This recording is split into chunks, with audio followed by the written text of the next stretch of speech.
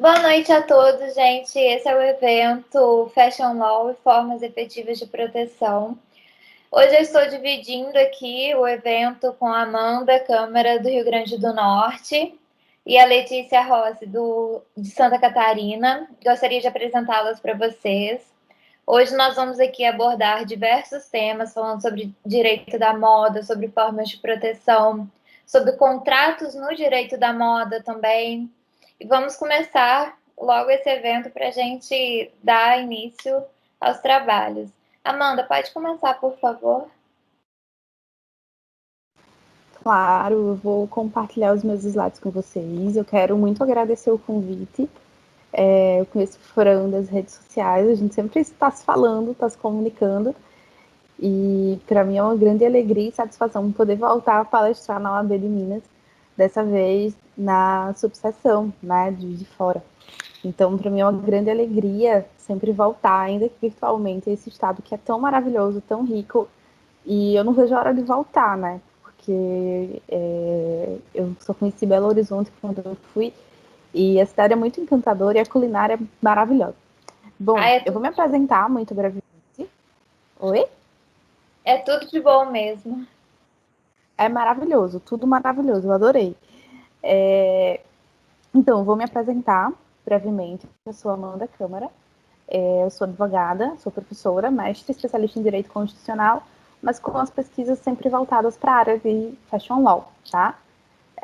Gente, eu coloquei que eu sou presidente da Comissão de Direito à Moda da OAB de Minas, tá? Mas é do Rio Grande do Norte. Eu coloquei errado, acho que eu estava empolgada, né, que eu ia fazer a palestra, e coloquei de Minas, mas é do RN. Por favor, corrijam. Gente, peraí, calma.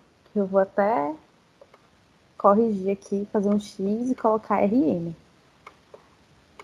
Por favor, foi um erro meu de digitação na hora que eu estava preparando a palestra, eu não vi, eu só estou vendo agora. Então, relevem Rio Grande do Norte, por favor. Então, gente, eu queria começar falando com vocês um pouquinho sobre direito e moda, né? Porque, a princípio, são coisas completamente dissociadas, né? Completamente diferentes, que a gente não tem como unir, né? Eu lembro que quando eu comecei a pesquisar, foi numa aula na graduação, e aí a professora, você pode falar de direito e moda? Eu, direito e moda? Como assim? E aí eu perguntei a ela como é que seria, e aí eu comecei a pesquisar sobre Fashion Law. E eu descobri uma parte de um ramo, né, que eu defendo como ramo, porque tem princípios próprios. Aqui no Brasil a gente tem como trazer, importar esses princípios do direito norte-americano. Então, é uma coisa muito importante. Eu sempre digo que o direito da moda, a gente tem uma interseção entre diversos ramos, né? A professora Frederica Richter, ela traz um círculo e ela traz diversos ramos correlacionados. E aí a interpretação que eu dou é que a gente tem uma interseção, porque todos esses ramos clássicos do direito, eles se ligam ao que a gente chama e ao que a gente conhece de direito da moda. Então, nós temos a propriedade intelectual, que é o carro-chefe, eu digo que é a coroa do direito da moda. Então, a parte de marcas, a parte de patentes, a parte de desenho industrial, a parte de indicações geográficas, tudo isso faz parte da propriedade intelectual. E isso tudo faz parte do nosso Fashion Law. Até uma indicação geográfica, que muitas das vezes você pode pensar, mas indicação geográfica, aí em Minas, por exemplo, os queijos, né? Tem muita IG reconhecida, mas na moda também. A gente tem os bordados que são muito fortes aqui no Nordeste. A gente tem um bordado filé de Alagoas, a gente tem na Paraíba e aqui no Rio Grande do Norte, mais recentemente, os bordados de Caicó, que eu vou falar um pouquinho para vocês. Direito empresarial, eu uno muito com a parte contratual e a própria parte de propriedade intelectual como um todo, né? O direito penal, você não tem como proteger a propriedade industrial ou a propriedade intelectual como um todo, o direito autoral, sem que combinem os crimes, né? A gente sabe que tem a parte de contrafação, a parte de falsificação, a parte do combate à pirataria. Então, tudo isso faz parte dessa seara voltada do Fashion Law para o direito penal. No direito civil, nós temos os contratos, que é a maioria das coisas que eu faço aqui no Estado, né? É a minha maior parte de atuação, que é essa parte extrajudicial de elaboração de contratos. A parte do direito ambiental também é importante. A sustentabilidade ela está muito em voga e muito arraigada, assim como a parte do direito do consumidor, né? Então, tudo isso que é voltado para os problemas que uma roupa pode causar, etc., a gente tem essa seara. No âmbito trabalhista, eu também destaco essa importância, principalmente na parte voltada para as questões de trabalho escravo contemporâneo, etc. Assédio moral, que também é um tema que se relaciona com o fashion law, mas muito pouco trabalhado. No direito imobiliário, eu não sabia que existia isso, até eu ser aluna também da professora Frederica, né, que ela tem uma aula que ela fala muito bem sobre essa relação entre o direito imobiliário e o fashion law, bem como o direito tributário, que você precisa ter, sim, algumas noções para que você dê uma melhor orientação para os seus clientes. Por que eu trago o ciclo da moda, né? A gente viu como que tem interseção desses ramos clássicos e a gente passa para o ciclo, porque é necessário que a gente veja e que a gente introduza como que cada parte daquela moda como um todo tem a sua proteção, tá? Então, desde a introdução de um estilo, que é aquele momento em que o estilista ele começa a desenhar, ele começa a pesquisar quais são as tendências, ele começa a fazer suas pesquisas, os trendsetters, ou seja, os caçadores de tendência, buscam saber o que as pessoas querem consumir, né? Então, aqui eu digo que a gente tem um problema muito grande em relação à questão da apropriação cultural, que é um dos temas que estão mais exacerbados, principalmente agora com essa coleção recém-lançada da Prada, né? Então, quando os caçadores de tendência eles procuram, né, isso pode gerar muitos problemas, porque pode ter o desrespeito de algumas questões culturais. Depois que o produto ele é lançado, a gente vai para aquele aumento da popularidade dele. Como, né? Eu digo que, se eu perguntar aqui, o pessoal me responder no chat, quem assistiu alguma premiação, por exemplo, sabe que tem os red carpets, tem os desfiles daquelas cores que inspiram determinada temporada, ou de vestidos, né? Ou de estilos que também têm essa grande influência. Aquilo que é desenhado desfilado na passarela também é um indicador. A nossa mídia, principalmente novelas e séries, também fazem com que ocorra esse boom. Eu sempre dou o exemplo de Carminha, de Avenida Brasil, como um excelente limiar. Porque até o ano que a Avenida Brasil passava aqui, Michael Kors não tinha uma loja aqui no Brasil. Quando a novela começou, que houve um aumento enorme de vendas daquela marca, ele colocou sua primeira loja aqui no Brasil. Não obstante, naquele ano foi a marca mais falsificada. E quando a gente fala de falsificação, que a gente introduz o direito penal dentro desse ciclo de proteção, a gente tem um pico de popularidade. Isso significa que aquele produto já fez tanto sucesso que todo mundo quer ter.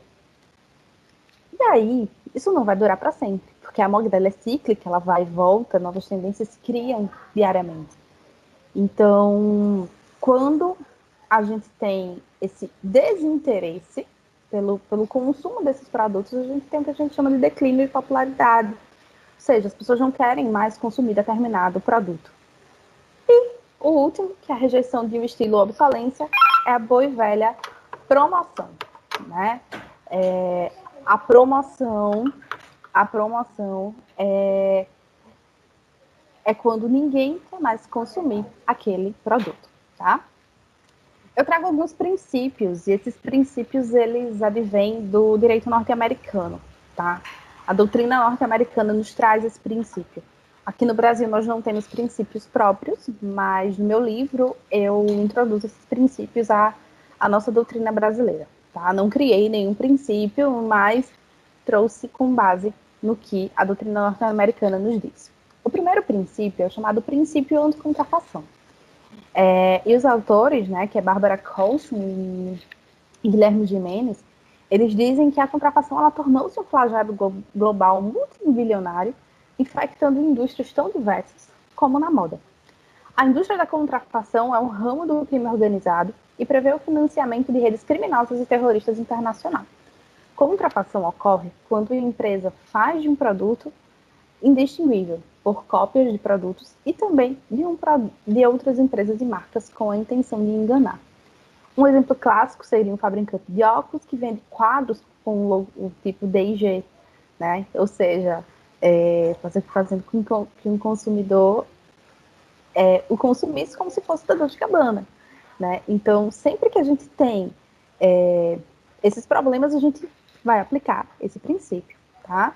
E aí inclui apreensão judicial e diversos pontos, né? Quando a gente fala que é um problema voltado de crime organizado, eu também falo no meu livro sobre isso. A ONU ela tem um projeto chamado Unicri, que é um projeto feito para combater a pirataria, né? E na moda também. Ele é localizado em Turim, na Itália. Quando a gente fala do segundo princípio, chamado knocking off, eu sempre trago esse exemplo porque todo mundo lembra desse tênis, né?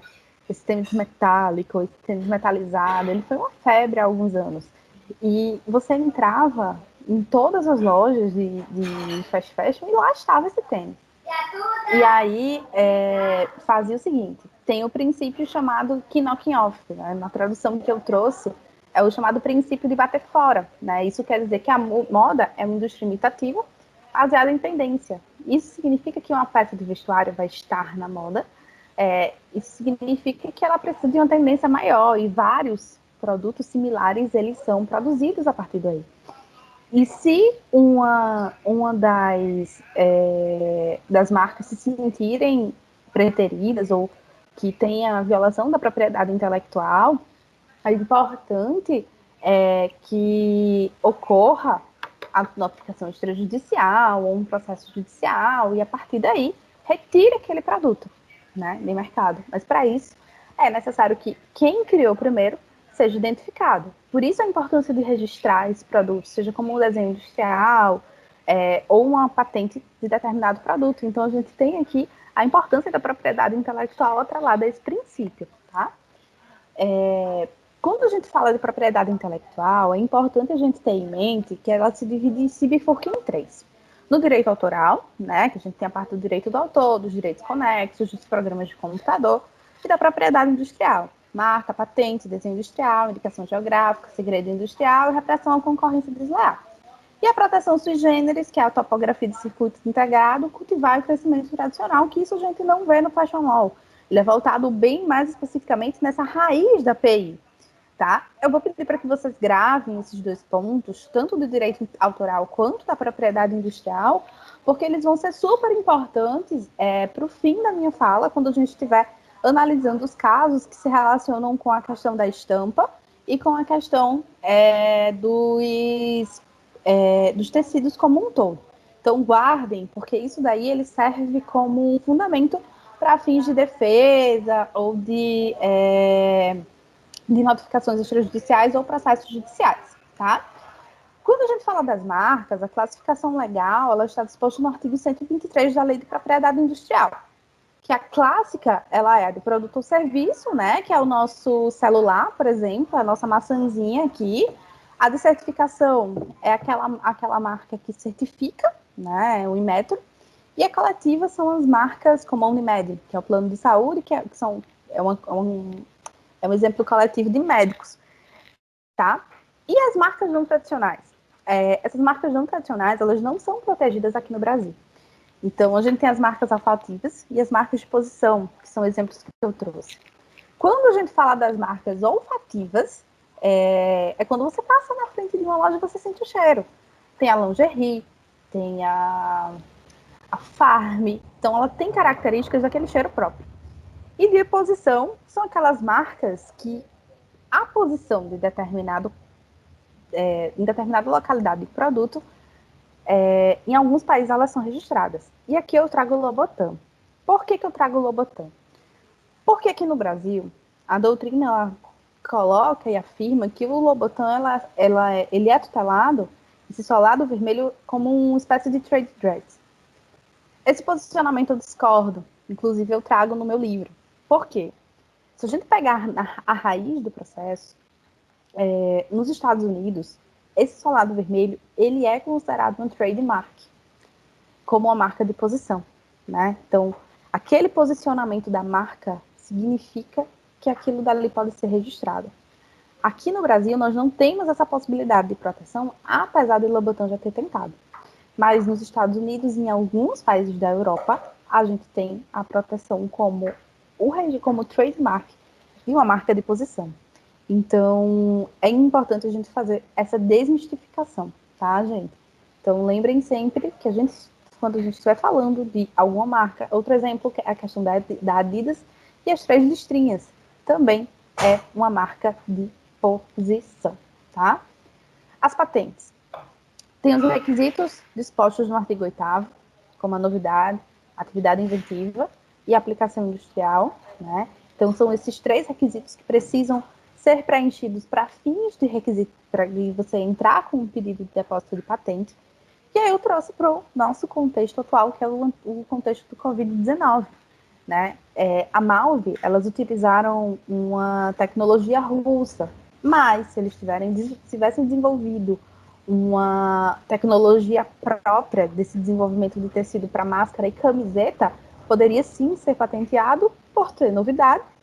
É invenção humana, porque quando a gente fala dessa atividade inventiva, a gente se relaciona sempre ao homem. Aí vocês vão ver agora, assim, como eu sou uma artista plástica, né? Vocês percebam, né, que eu estou desenhando super bem. Então, quando a gente fala de atividade inventiva, a gente se relaciona com o homem, tá? E aplicação industrial, que no presente caso teve essa aplicação quando foi para a indústria que foram produzidos os produtos. Então, se alguma marca ela quiser criar essa nova tecnologia que ainda não tem um depósito de patente, né? Que a gente sabe que tem o princípio da paternidade, o professor Milton Silveira fala muito bem sobre isso. Quem depositou primeiro será o pai, né, daquela obra. Quando a gente fala de desenho industrial, ele é usado, segundo a lei de propriedade industrial, para o ornamento do objeto, ou um conjunto ornamental com aplicação industrial.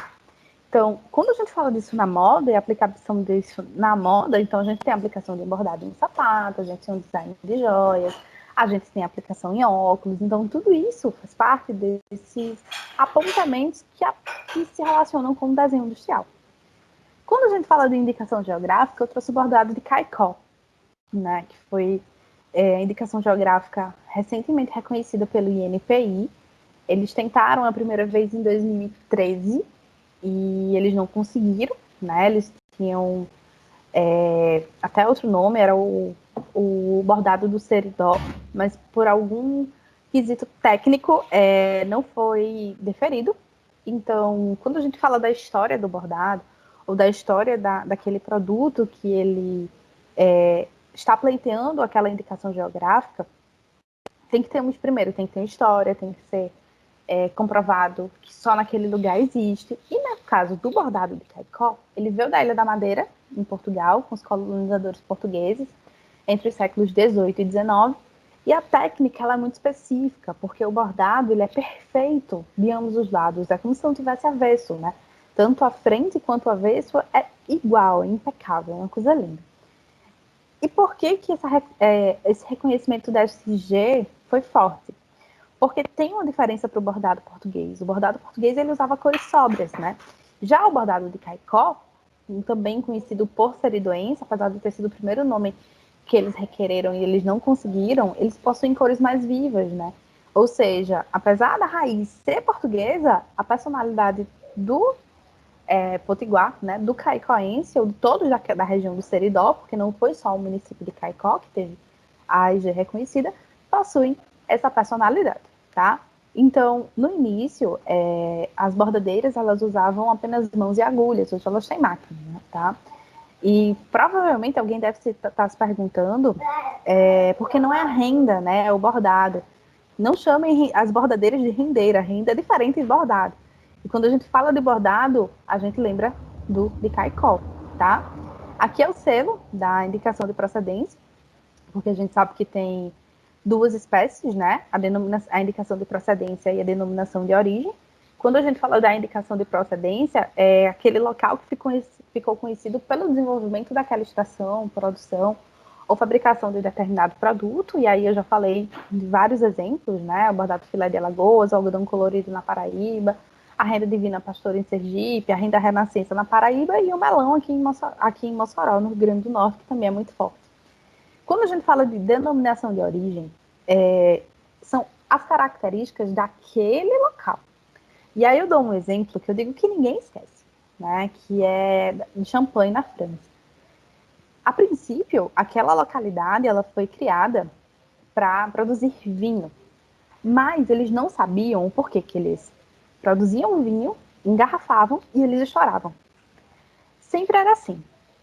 E começaram a se fazer estudos e ficou descoberto que existe uma característica específica daquele solo de champanhe na França que faz com que aquele vinho, né, originalmente ele exploda. E aí eles pediram a denominação de origem e eles conseguiram, tá? Por quê? Por causa das características exclusivas daquela localidade. Uma coisa importante, quando a gente fala de champanhe, o champanhe ele só é francês. O resto é espumante. Então, se você for aqui em Natal, por exemplo, tem tem os réveillons, né, na via costeira, nos hotéis. E aí sempre tem Réveillon com champanhe. Eu faço, gente, pô, tá rico, né? Porque botar champanhe, né? Champanhe só vem da França. E aí, quando você chega lá, você não vê o champanhe, você vê o espumante. Então, você faz, opa, propaganda enganosa. Então, tenham cuidado, que a gente precisa fazer essa diferenciação entre essa indicação de procedência e essa denominação de origem. Muito difícil será a gente ter uma denominação de origem voltada para a moda propriamente dita, porque a gente não tem nada que saia da terra, né? Ou aquela característica específica biológica de um determinado solo. É mais comum que se tenha nos queijos, nas bebidas, mas na moda, via de regra, nós teremos a indicação de procedência, tá? Aqui eu trouxe as regiões abrangidas pelo selo, que são algumas dessa região aqui que está em amarelo, tá? Que é a região do Seridó. Então, nessas cidades que estão aqui descritas, nós temos a indicação das cidades que tiveram essa indicação de procedência reconhecida. Eu estou aqui, tá, minha gente? Aqui é Natal e aqui está Caicó. Então, é um longo caminho que é percorrido para que a gente chegue na cidade. O primeiro procedimento no INPI, como eu falei, né, foi em 2013. Então, eles buscaram para toda a região do Seridó, mas não foi concedido, ele foi arquivado por falta de exigência, e o procedimento é muito simples. Deixa os documentos necessários, paga a GRU, peticiona eletronicamente, acompanha a revista até o deferimento do pedido, tá? Se demora? Demora, né? Quem é que é legitimado ativo, né? Associação, sindicato, ou substituto processual. Se for o único produtor daquele local, seja pessoa física ou jurídica, estabelecido dentro daquela área limitada. O requerente estrangeiro de país com reciprocidade de tratamento dado aos brasileiros também pode requerer que aquele português equiparado. Bom, chegamos na problematização do Fashion Law baseado na propriedade intelectual, né? Que aqui é um grande problema, né? Pelo menos aqui no estado, que é a questão dos tecidos. Para quem trabalha comprando o tecido direto do fornecedor, é mais difícil que isso aconteça. Desde que seja um tecido liso, que não tenha uma estampa desenhada. Porque às vezes o fornecedor ele tem um contrato de exclusividade com a marca grande, por óbvio que ele não vai poder repassar esse tecido para terceiros. Porém, no entanto, todavia, quando a gente chega nas estampas, a gente tem sérios problemas, tá? Seja de marcas que vem estampa, reproduzem aquela estampa de forma equivocada, seja de empresas que não realizam o descarte correto, as pessoas usam daquela estampa e isso dá um problema jurídico. Então, eu escolhi falar especificamente sobre estampas agora no fim da minha participação. Então, quando a gente fala de estampas, primeiro, ela pode ser desenhada pelo estilista. Ele pode, que nem quando a gente ia antigamente, né? Nas lojas de tecido, ele desenhava um vestido e ele fazia uma estampa, aí fazia um bordado. Pode, tá? E isso vai ser protegido? Vai, tá? As estampas também, elas podem ser frutos de um licenciamento, né? Que aí geralmente a gente vai estar falando de desenho animado, de grandes eventos, de Romero Brito, né? Eu trouxe Romero Brito, que ele está assim, muito na moda, né? E ele tem muitos produtos licenciados. E aí a gente trouxe uma roupa dele, até o sapato dele, né? Tudo bem a cara dele, bem as obras dele. E ele licencia. Quando a gente fala de contrato de licenciamento, as marcas, elas, pelo menos as que têm esses produtos a serem produzidos em suas fábricas, tem uma série de exigências a serem cumpridas. Se, por exemplo, disser que a cor daquela estampa do Mickey, por exemplo, tem que ser vermelho sangue, o short do Mickey tem que ser vermelho sangue. Se disser que o nariz do Pato Donald tem que ser amarelo ovo, ele tem que ser amarelo ovo. Por quê? Se não tiver do jeito igual ao desenho, ele vai ser descartado, tá? Então, o licenciamento ele tem uma série de prazos. Não vou nem entrar muito, porque sei que Letícia vai falar ainda sobre a parte de contratos. Então, tem prazos, tem possibilidades de promoção, tem uma série de requisitos que são direcionadas para o licenciamento.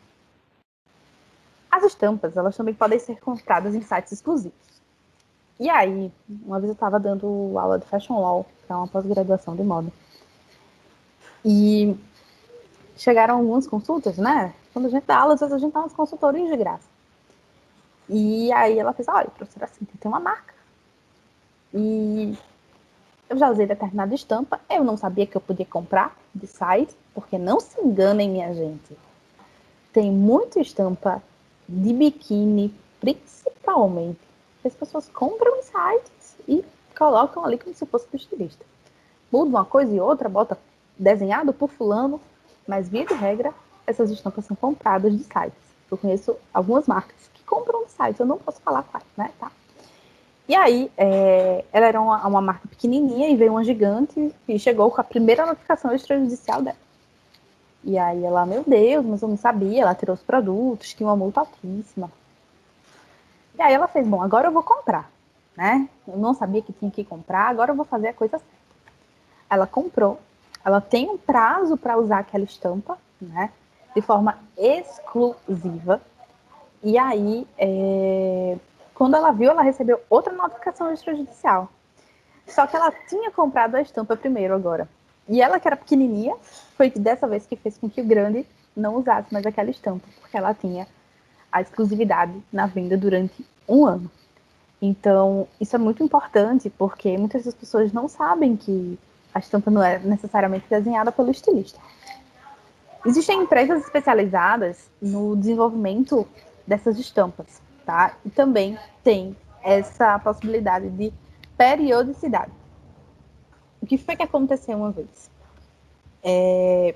Determinada marca também desenhou, escolheu, disse qual era a ideia, eles montaram uma estampa.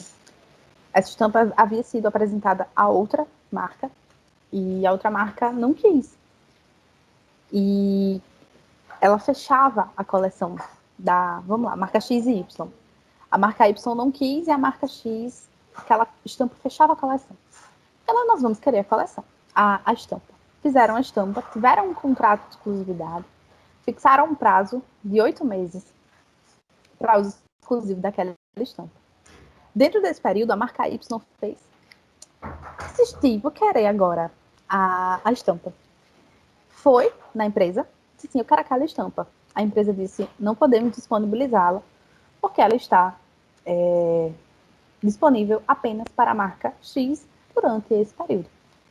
O que foi que a marca Y fez? Tinha um tecidozinho, um retalho. Replicou esse retalho e começou a vender aquela estampa em uma peça. Detalhe, eram do mesmo segmento, né? Como se não tivesse nenhum problema. por óbvio, que foi notificada extrajudicialmente. Parcerias. É muito comum que existam parcerias, né? Vamos criar parcerias entre uma marca que ela tem muita representatividade, que é o que está bem na moda, e agora a nossa marca que quer expandir e ser uma marca representativa. Beleza, vamos fazer. Só que nessas parcerias é importante que ambas as partes elas tenham uma consciência que quando a gente fala de contrato, a gente tem a responsabilidade pré, durante e pós. Aplicando isso para o direito da moda, tem a parte de confidencialidade, ou seja, aquele produto não pode passar pela mão de todos na fábrica. E o descarte, tá? Então, como é que vai ser esse descarte? Produzir a peça, descartei, né? Ela vai para retalho. Vou reaproveitar essa peça? Como é que eu vou fazer?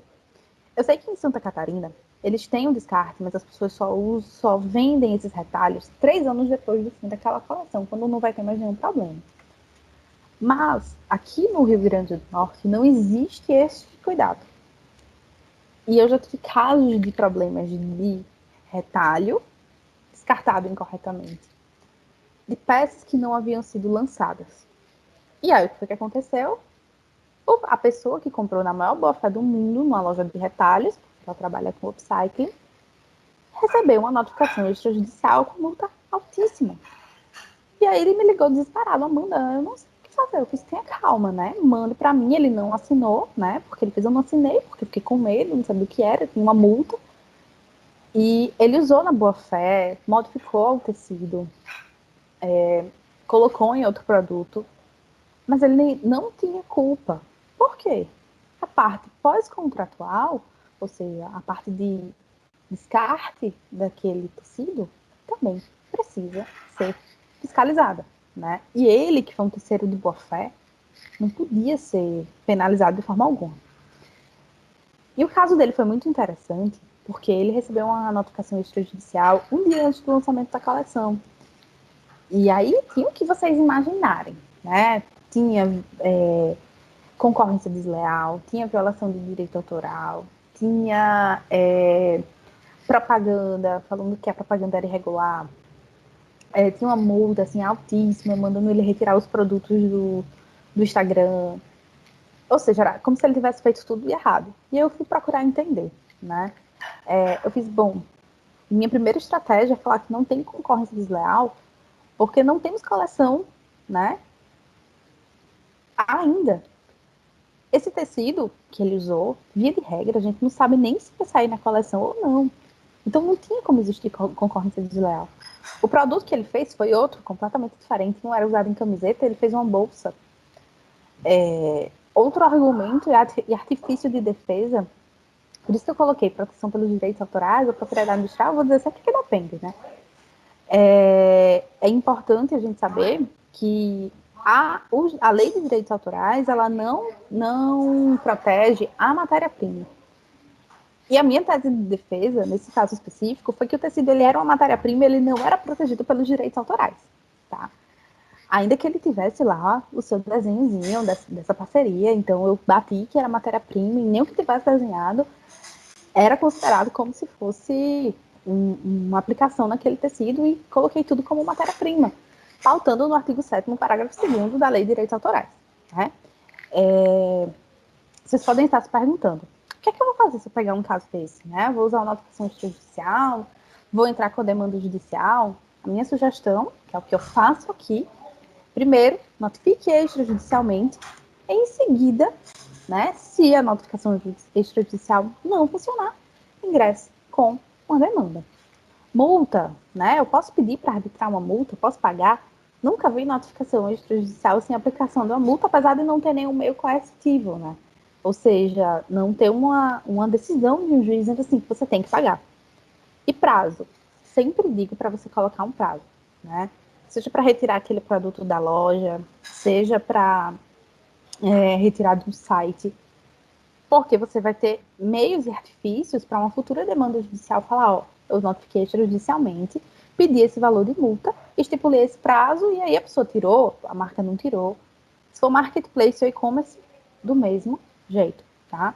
Lembrando que se for marketplace ou e-commerce, lembra do rol lá, né, do nosso marco civil da internet e daquele checklist das responsabilidades, né? Ou seja, o provedor, de quem colocou, primeiro vai para quem colocou, depois o provedor, tenham essa cadeia de responsabilidade pela retirada desses produtos que estão ali sendo indevidamente propagados ou com propagandas que são irregulares.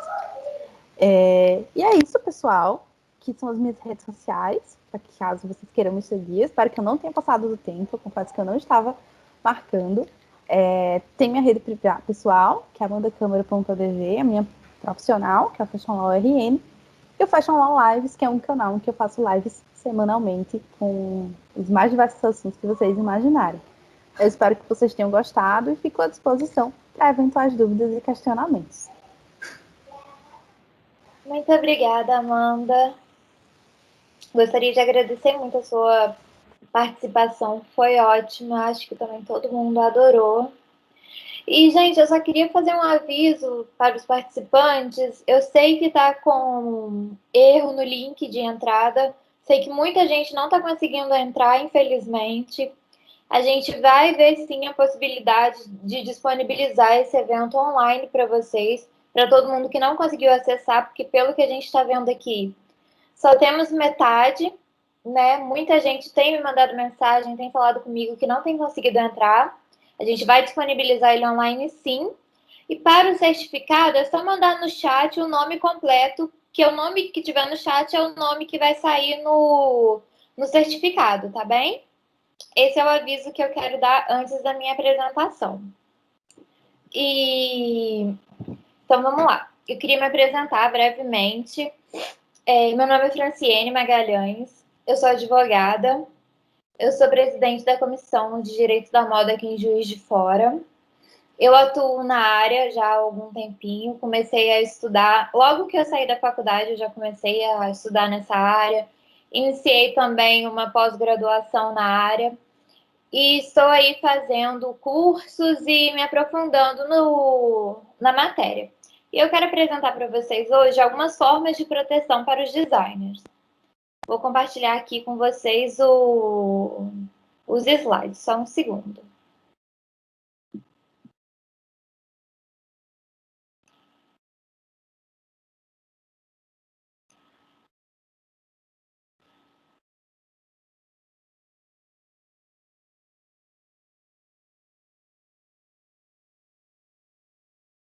Então, gente, primeiro eu vou falar o que é Fashion Law. O direito da moda, né? Ele é um ramo novo, é um ramo mercadológico. Ele analisa todas as situações que acontecem em decorrência da indústria da moda, que é na parte de pirataria, analisa a proteção das criações, a questão de trabalho escravo, questão de sustentabilidade, direito ambiental. Isso tudo, o direito da moda, ele analisa e faz essa proteção dessa parte. A gente via que os outros ramos do direito não estavam sendo suficientes para... Ai, meu Deus do céu, meu slide. Não estavam sendo suficientes para dar conta da demanda que o mercado da moda precisa. E com isso, a gente via a necessidade de criar esse ramo mercadológico autônomo para que fosse atendida essas demandas. Porque só os ramos tradicionais não estavam dando conta de atender as demandas decorrentes da indústria da moda, que é uma indústria que move bilhões todos os anos, não só no Brasil, como no mundo inteiro. E depois eu gostaria de falar o que não é Fashion Law. Porque muita gente confunde, muita gente acha que direito da moda a gente vai ensinar os advogados a se vestirem, a se portarem em determinada reunião ou em audiência, mas não é isso. A gente não faz esse tipo de coisa, a gente não monta looks do dia e também não faz consultorias de imagem e de estilo.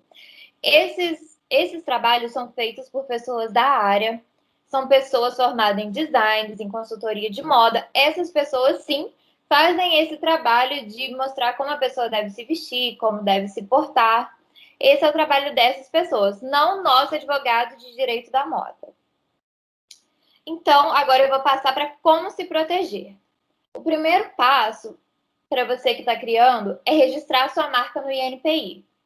Você vai fazer o registro da sua marca, você tem 3 formas para fazer esse registro.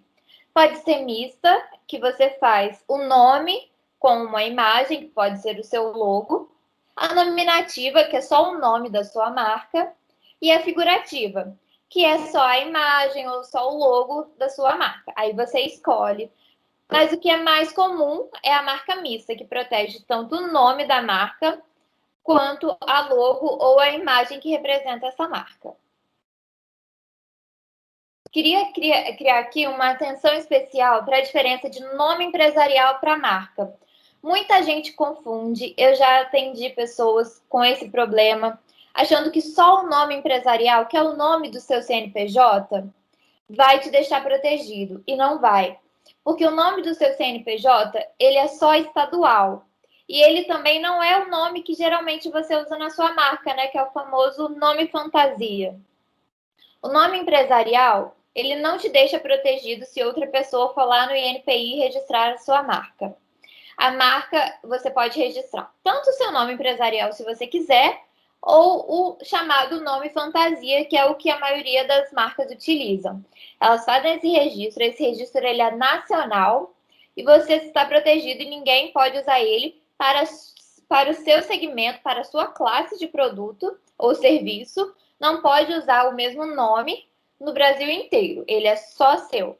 Então, tem essa diferença do nome empresarial, que é o nome do seu CNPJ, que é totalmente diferente da sua marca, que deve ser registrado no INPI e que é nacional, diferente do nome empresarial, que é estadual. Esse é o segundo ponto, e aqui agora eu vou passar para um registro datado, para os designers. O que acontece? Os designers, eles geralmente fazem um mood board, né, que é o quadro de inspiração, e uma das dicas, né, que a gente dá para eles é fazer um registro datado desse quadro de inspiração, seja em arquivos, ou nuvens, ou em redes sociais, porque ali vai ter a data de quando você fez esse quadro de inspiração para ir criar uma peça depois disso. Salvar as suas criações, a peça já pronta, seja em um perfil profissional, pode ser em uma rede social, em um blog ou na sua nuvem, com a data da publicação, porque aí vai te assegurar que desde aquela determinada data você está usando aquela forma, aquele padrão, aquela estampa, aquelas cores. Isso tudo vai te assegurar com esse registro datado em uma futura briga judicial ou extrajudicial que aconteça, você vai ter esse registro para você provar que já havia fazendo o uso desses padrões. Outra dica, essa dica eu até peguei da minha amiga Renata Lisboa, ela já trabalha também na área já há um tempo. Ela dá a dica para vocês enviarem através dos correios para si mesmo uma cópia datada e lacrada das suas criações. O intuito desse envio é para que em uma futura briga judicial você tenha esse envelope lacrado e só abra ele perante o juízo para mostrar que você sim, você tinha essa criação, ou esse padrão, ou essa estampa, ou esse formato, tudo já guardado e criado por você, desde essa data. Passa aqui pro próximo. Em um processo seletivo, em uma prova, qual é o aconselhamento que a gente dá para os designers? A gente dá que vocês salvem o modelo criado, seja por foto, tira uma foto da prova, né? Ou da reunião que você está fazendo, está desenhando algum modelo, ou escaneie mesmo pelo seu celular e deixe isso guardado para você. Deixe isso com a data, né? Sempre muito importante a data, sempre guardado. E sempre deixe escrito: proibido o uso ou a reprodução sem autorização. Por que eu falo isso? Porque com essa frase, e você tendo o registro dele ou por foto ou escaneado, com essa frase, inclusive, te assegura de que se um dia você fez uma prova em uma marca, uma empresa maior, que foi contratar designers iniciantes ou designers independentes, e eles se aproveitaram do seu modelo sem a sua autorização, de forma indevida, vai estar lá assegurado para você de que você não autorizou essa reprodução e esse uso. E isso tem que ser sempre colocado quando você for fazer uma prova, quando você for fazer algum modelo para enviar em um processo seletivo. Mas o mais importante sobre isso não é nem tanto essa frase. Essa frase ela é sim essencial, porém o mais importante de tudo é sempre levar consigo um acordo de confidencialidade. Um acordo de confidencialidade vai te assegurar, assinado por todas as partes que estão ali presentes, seja na reunião, seja no processo seletivo, qual você deixou lá um modelo para ele ser analisado, que eles não vão copiar o seu modelo e que aquele modelo não vai sair dali. E se eles violarem esse acordo, você tem mais um respaldo de que você está, sim, protegido. Esse acordo, muita gente se recusa a assinar. Eles falam assim, não tem necessidade de assinar esse acordo, não tem problema nenhum e tudo mais, a gente não vai copiar, a gente não vai fazer isso com vocês. Mas aí vocês têm que responder o seguinte, se não tem problema nenhum, se não tem nenhum porquê de não assinar, por que vocês então não assinem? É uma segurança para todas as partes.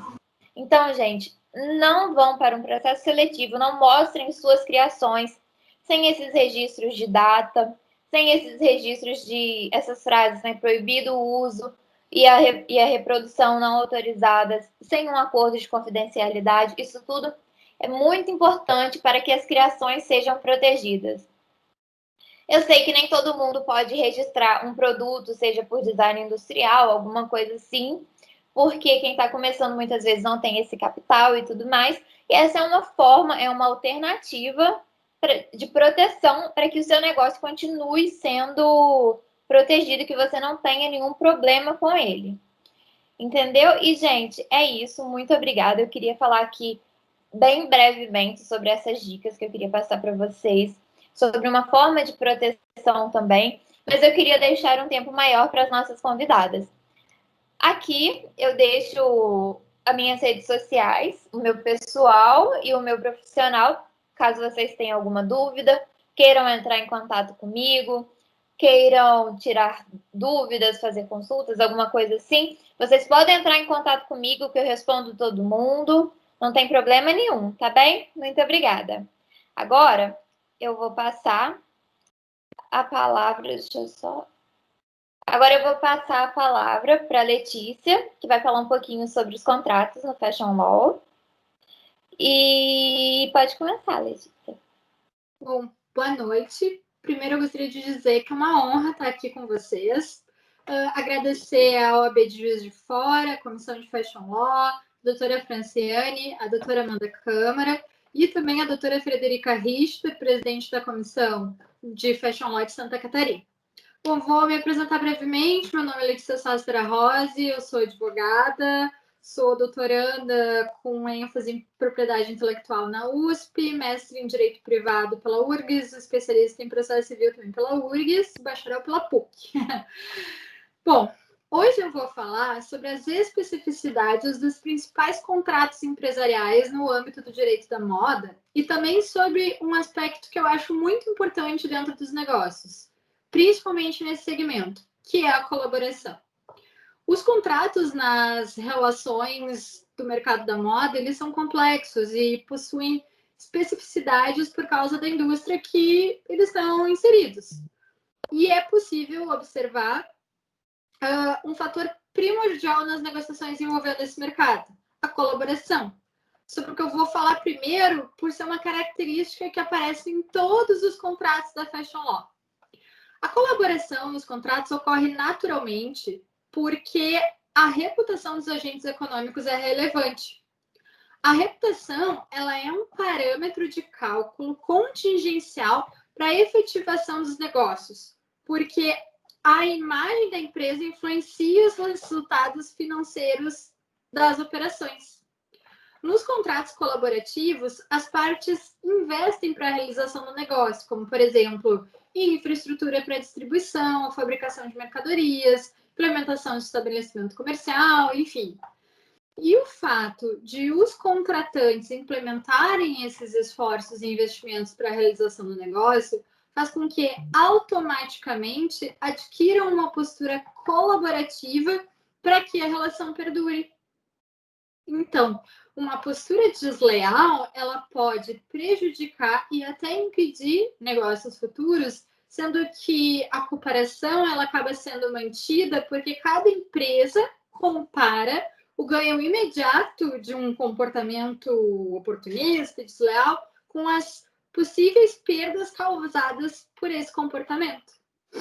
Em mercados como a indústria da moda, os quais a reputação assume relevância, a estratégia colaborativa pode significar ganhos futuros. E assim, o agente econômico, a empresa, o empresário, vai calcular as perdas econômicas que o dano à sua imagem causado por essa postura desleal poderá trazer para outros negócios que ele vai realizar.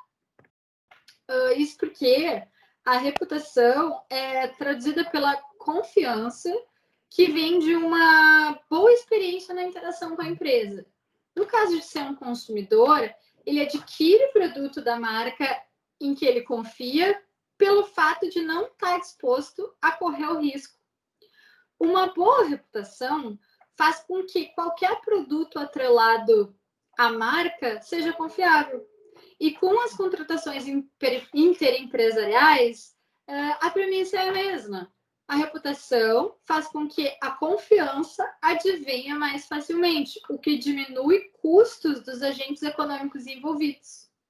Nos contratos de longa duração, o tempo faz parte da razão de ser do contrato. Isso quer dizer que o pacto é firmado entre as partes porque existe uma necessidade constante. É como um casamento bem-sucedido. A relação ela é genuinamente desejada por ambas as partes e o seu comprometimento se perpetua no tempo.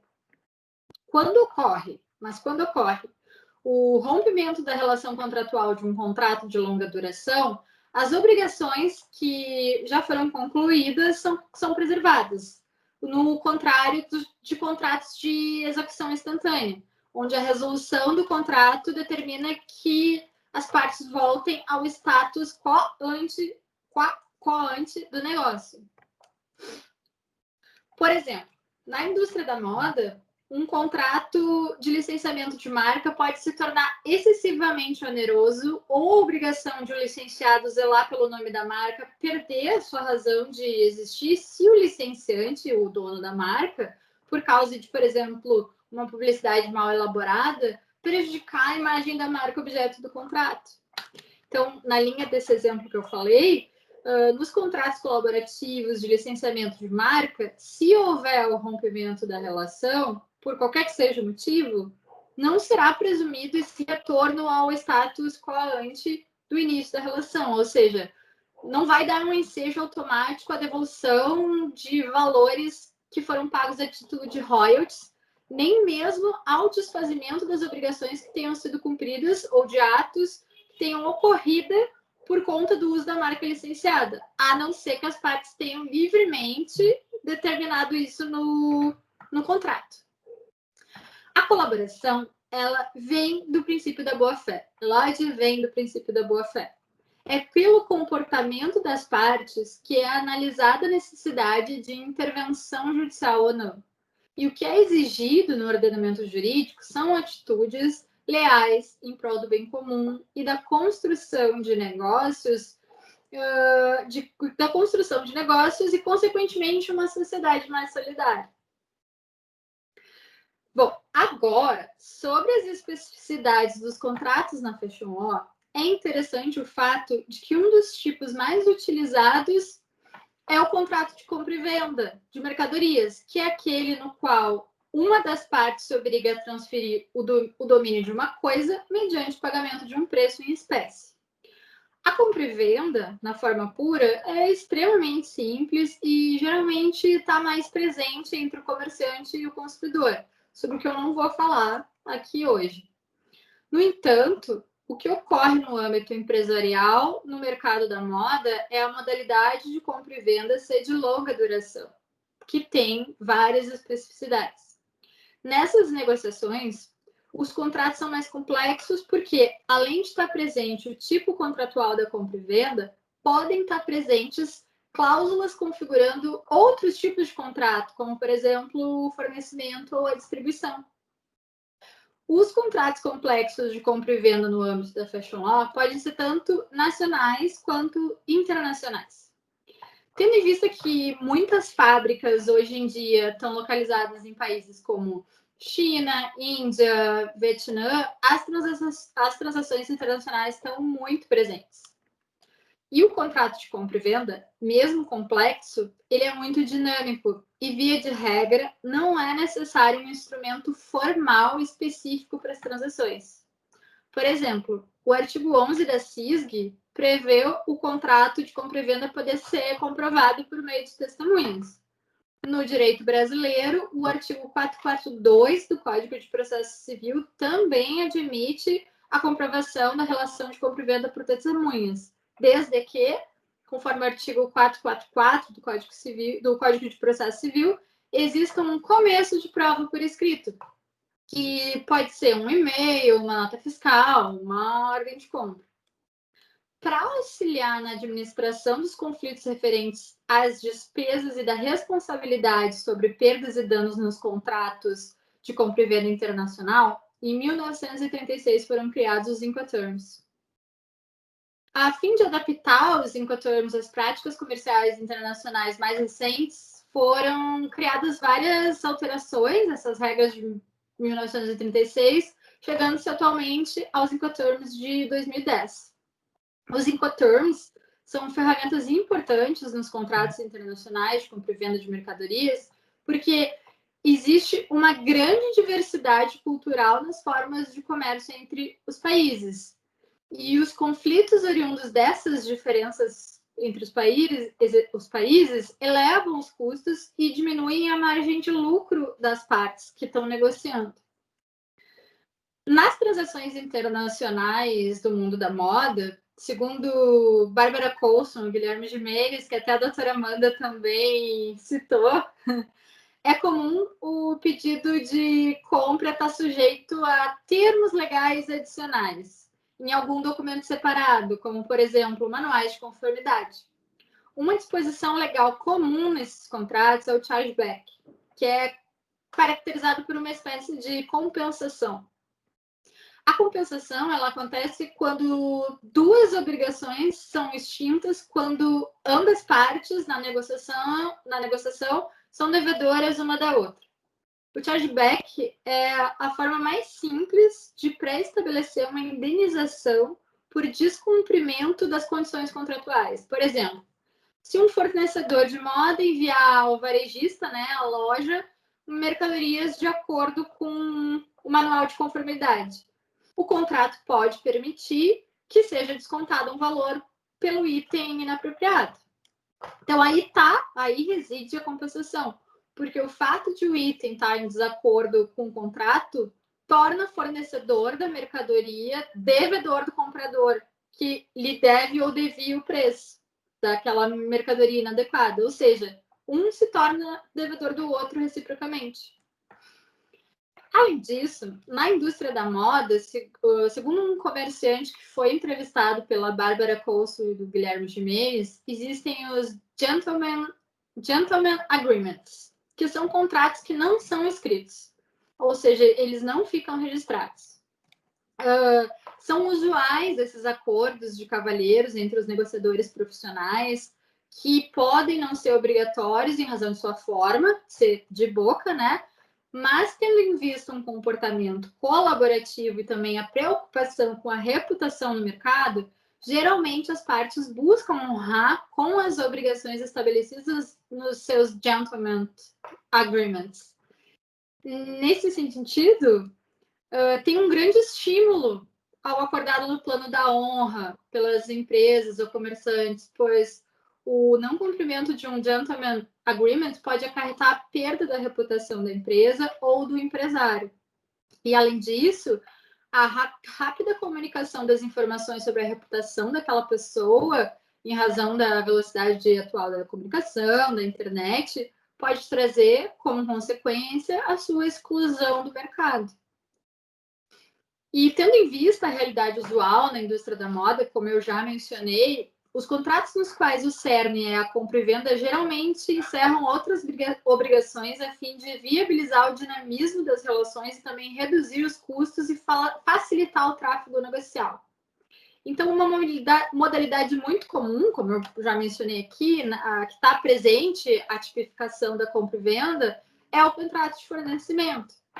O que é o contrato de fornecimento? O contrato de fornecimento de mercadorias se caracteriza pela repetição ou continuidade das prestações pelo fornecedor dos bens, das coisas, contra o pagamento do correspondente preço.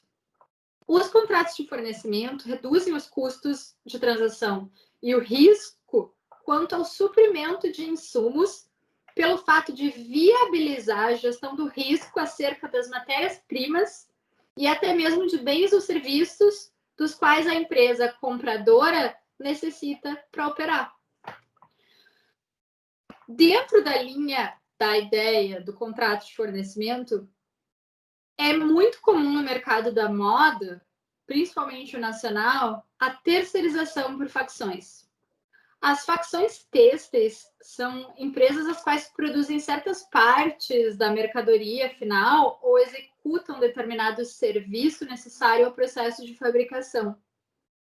Pelo fato de as terceirizações geralmente produzirem partes do produto final, a gente pode concluir que os contratos realizados entre as empresas nessa relação têm como obrigação principal o fornecimento de determinado insumo ou serviço, como, por exemplo, a fabricação ou aplicação de botões, realização de bordados, costuras, infinitas possibilidades.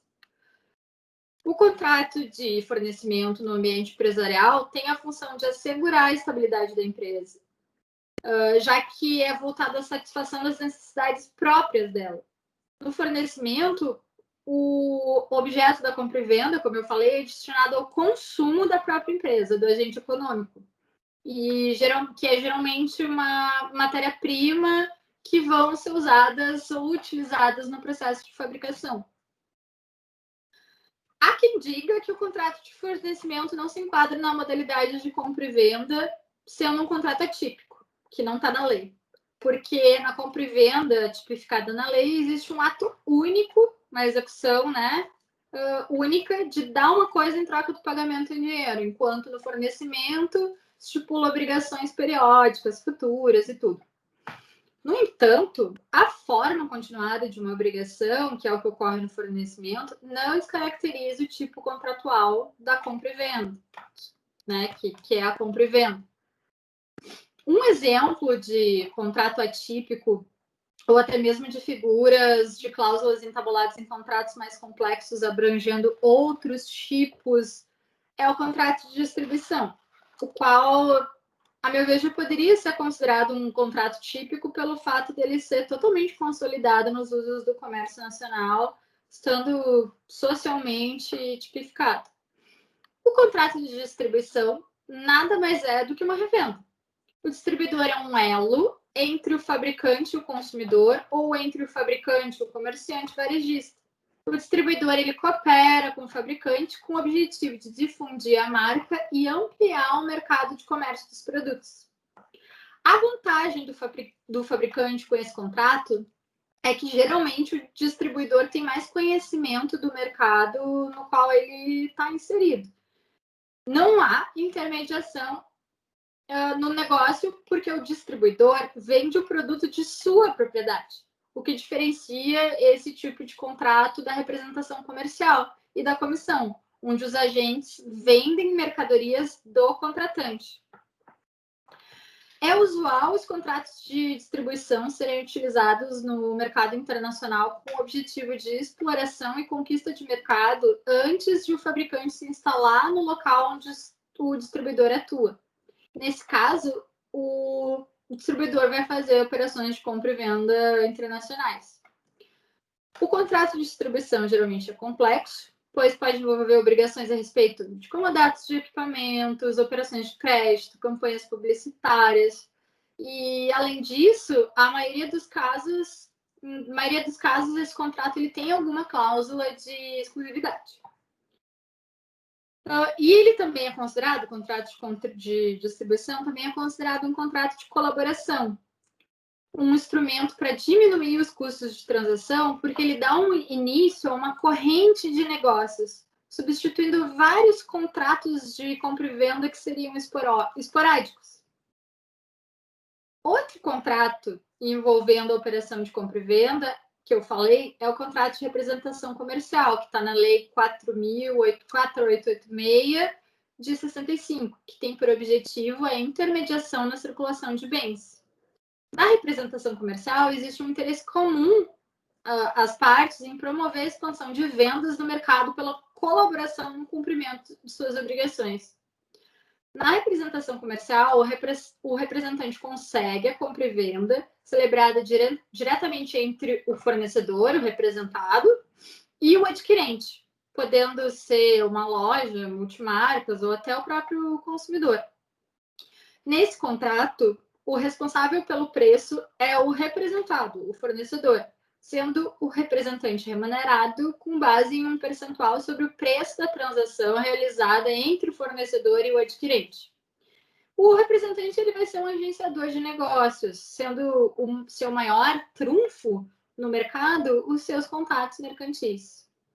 Já o contrato de comissão, que é bem parecido, que está nos artigos 693 a 709 do Código Civil, tem por objeto a aquisição ou venda de bens pelo comissário em seu próprio nome à conta do comitente.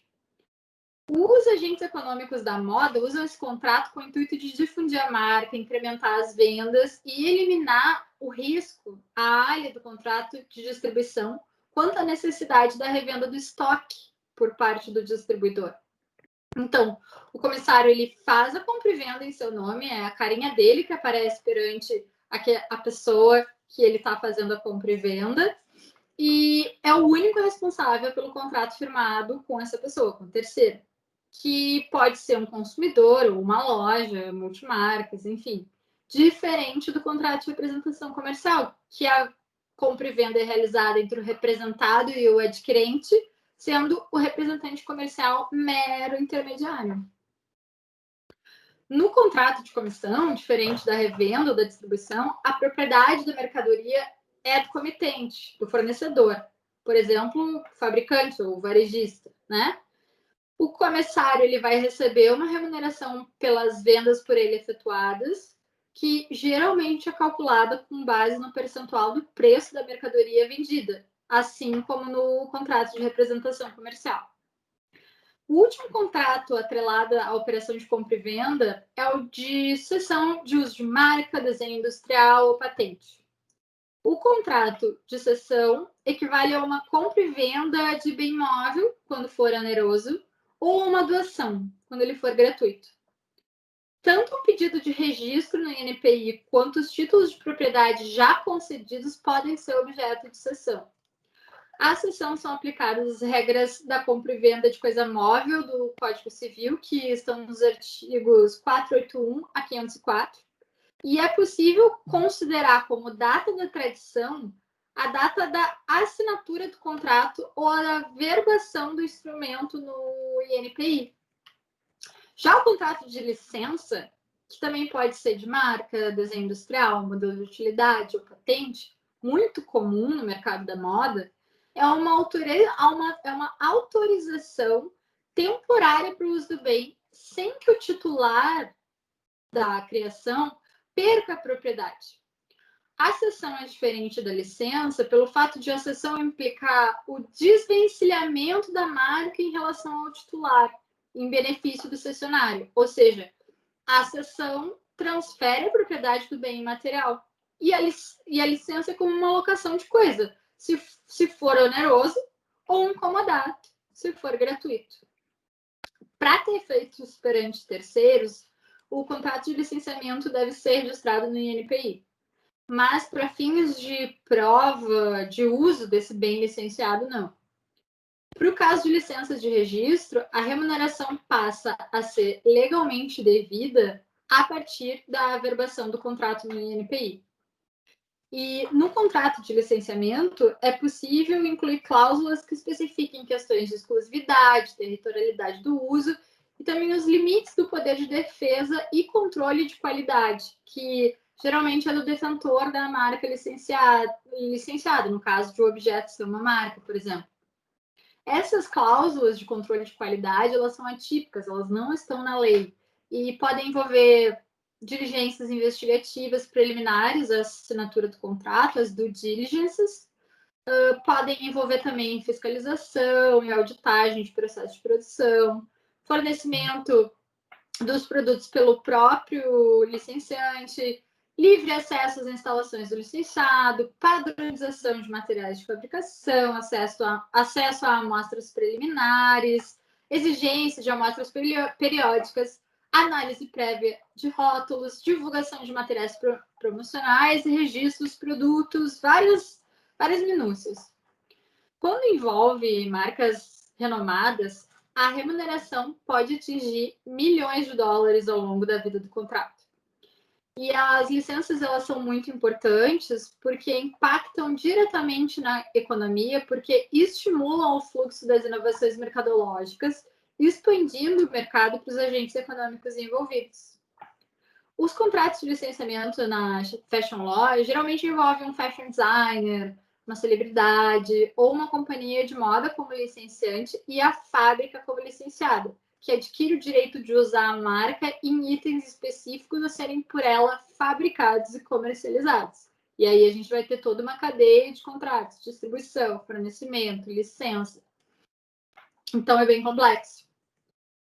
Como o contrato de licenciamento geralmente é acessório, como eu falei, é outro contrato, pode ficar estabelecido, por exemplo, que o licenciante vai participar da aprovação dos designs dos produtos, da divulgação publicitária, dos eventos corporativos, dentre outras obrigações que as partes podem estipular livremente. Para a proteção da marca, é comum o licenciante ter forte controle de qualidade, de propaganda, ou da forma de distribuição dos produtos fabricados com seu nome. E, por vezes, é necessário licenciado dispor de um time especializado de designers, dentre outros prestadores de serviços, para atender a demanda do contrato de forma satisfatória, no que tange essa parte da qualidade. E os contratos de licenciamento podem ser confundidos com os contratos de franchise. Há vários exemplos de franquias de moda no Brasil. A Oscar, a Zara, Coach, Body Shop, Boticário, várias outras. O contrato de franquia está tipificado na Lei 8.955 de 94 e é composto de obrigações que buscam fazer com que o know-how e o padrão do negócio do franqueador seja mantido e aproveitado pelo franqueado, que vai pagar, geralmente, royalties e taxa de propaganda para usufruir dos treinamentos, conhecimento e marca do franqueador. A vantagem do franqueador nesse tipo de negócio reside no fato de, nesse contrato, nesse negócio, ele ter um parceiro interempresarial e não subordinação de filiais, o que evita despesas pelo fato de as empresas serem juridicamente independentes. E aí envolve tributos, envolve direito do trabalho, envolve várias questões. O instrumento de franquia é um contrato colaborativo pelo qual ocorre a expansão desse negócio bem-sucedido do franqueador, no qual o franqueado vai receber esse modelo pré-estabelecido com uma clientela razoavelmente garantida. E os terceiros, como os consumidores ou os fornecedores, por exemplo, eles se beneficiam também pelo fato de ter acesso a um produto de marca renomada e qualidade garantida, assim como os fornecedores ampliam a sua esfera de atuação naquela região. Então, disso tudo que eu falei, é possível a gente concluir que é importante conhecer as especificidades dos contratos, porque as formas de administração da propriedade intelectual com o objetivo de os criadores auferirem lucro se dão por meio dos contratos. as coisas da indústria da moda e da cadeia produtiva são beneficiadas pela correta instrumentalização dos negócios atrelados à operação de compra e venda, cujas peculiaridades estão permeadas pela internacionalidade, complexidade, pela presença sempre da propriedade intelectual nas figuras do fornecimento, distribuição, que eu falei, representação comercial, cessão, comissão, que podem inclusive está presente em um único instrumento. E, além disso, a gente pode concluir que os contratos que compõem a Fashion Law possuem uma característica comum, que é a colaboração que eu falei, que é um fator fundamental para o sucesso dos negócios, uma vez que a má-fé no cumprimento das obrigações, o rompimento prematuro da relação ou a intervenção de um terceiro, como, por exemplo, o juiz, para uma solução de um litígio, é desgastante e desvantajosa. Se o comportamento das partes for pautado em um espírito de cooperação e boa-fé, objetivando a elaboração do contrato de forma a atender os interesses de ambos os contratantes, a tendência é de a relação se manter de uma forma satisfatória para ambas as partes, perpetuando as negociações e, consequentemente, preservando sua reputação e reduzindo os custos, impulsionando o mercado. Obrigada.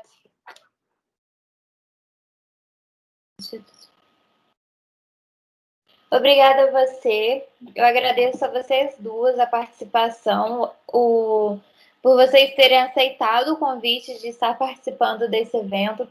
Agradeço também a todos os participantes que estão aqui com a gente.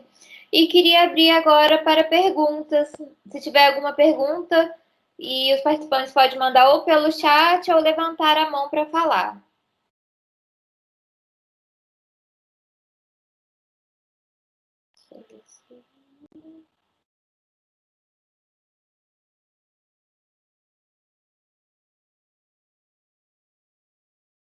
Alguma pergunta, gente? Acho que não temos perguntas. Queria novamente agradecer vocês pela participação. Foi ótimo, adorei. Acho que também todo mundo gostou. Tenho recebido alguns elogios aqui pelo celular também. Foi tudo muito bom, tudo muito. Aqui, ó, tem uma pergunta aqui, ó, da Mariana Azevedo. Qual livro vocês indicam sobre contratos para Fashion Law? Eu acho que essa é uma pergunta que a Letícia pode responder. O meu.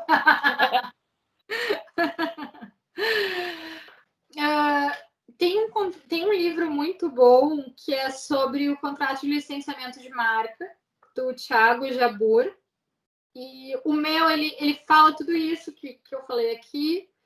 E acho que, assim, que me vem à mente agora são esses, porque eu tive que usar para fazer o meu livro, a minha dissertação, que é oriundo da minha dissertação de mestrado, muita matéria jurídica mesmo, porque quase não tinha contratos na Fashion Law, um trabalho sobre contratos na Fashion Law.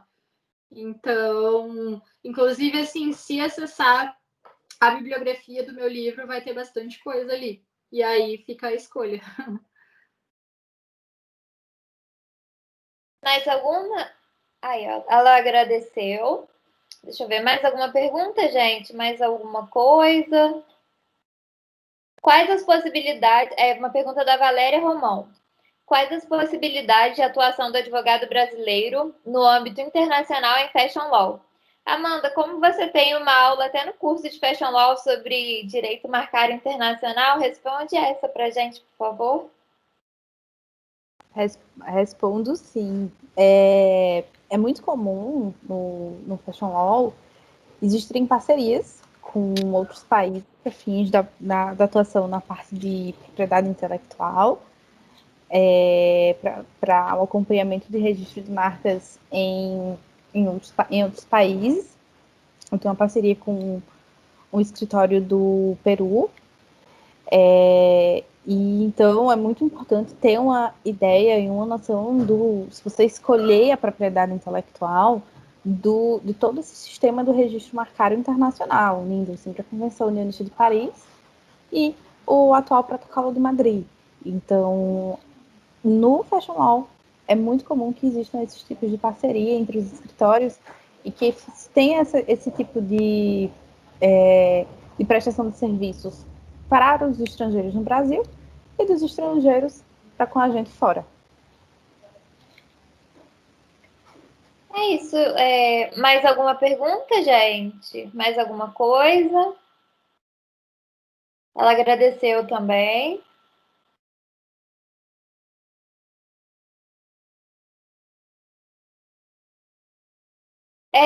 Eu queria dar um aviso que, na verdade, são dois. Eu tive um probleminha, não consegui compartilhar minha tela, então meu contato não ficou aparecendo para vocês.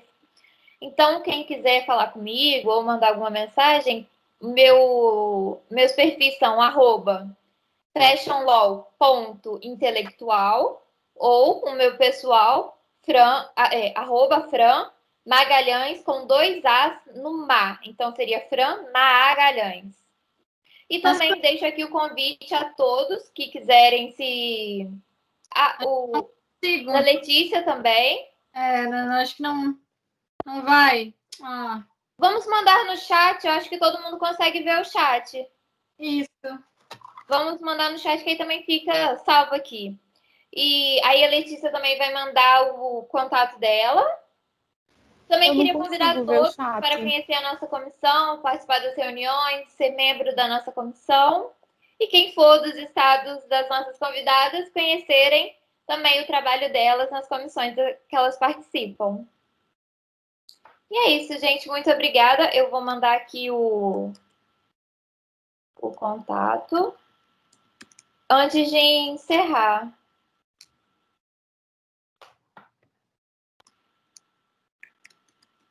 E aí pode mandar também, Letícia, Amanda.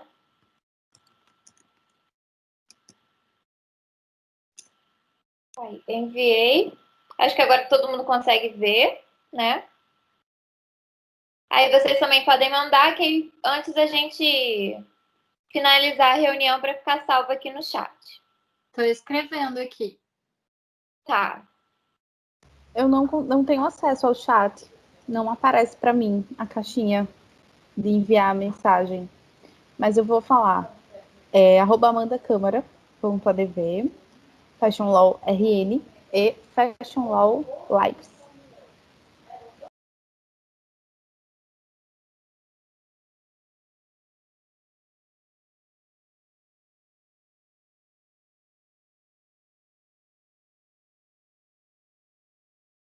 Perfeito. Então, certinho, gente. A gente vai ver sobre disponibilização dessa apresentação online para vocês. Né? A gente vai ver qual a melhor forma, se é a gente botar pelo IGTV, se vai ser pelo YouTube. Mas, de qualquer forma, né, a gente tem aqui a lista de e-mail, aí a gente manda um e-mail para todo mundo, avisando sobre a apresentação, e mandem também para aqueles que, infelizmente, não conseguiram acessar. Então, gente, obrigada. Obrigada a vocês. Muito obrigada. Foi ótimo, adorei. Bom. Foi ótimo, gente. Muito obrigada. Boa noite. Boa noite. Boa noite, tchau. Tchau.